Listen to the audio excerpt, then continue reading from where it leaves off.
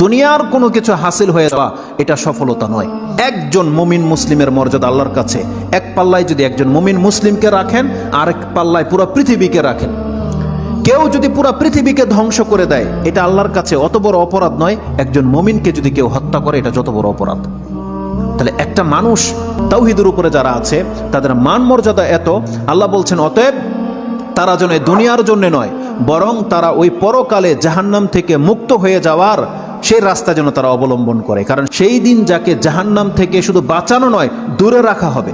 ওয়াউদখিলাল জান্নাহ, আর যাকে জান্নাতে প্রবেশ করিয়ে দেওয়া হবে, আল্লাহ বলছেন ফাকাদে ফাজ, এই হলো সফল কাম। কারণ জান্নাত এমন একটা জায়গা, এটা হচ্ছে চিরসুখের জায়গা। একবার শুধু কোনো ব্যক্তিকে জান্নাতে ঢুকিয়ে দিলে জীবনের যত পেরেশানি আছে সব দূর হয়ে যাবে, সব দূর হয়ে যাবে। তাহলে পরকালের ব্যাপারটা হচ্ছে এমন। আল্লাহ বলতেছেন সেই দিন যাকে জান্নাতে ঢুকিয়ে দেওয়া হবে, আল্লাহ বলছেন এই ব্যক্তি হচ্ছে সফল কাম। তাহলে এই সফলতা আসবে কিসে?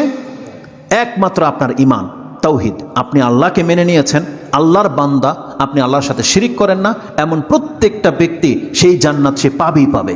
এটা আল্লাহ ওয়াদা করেছে।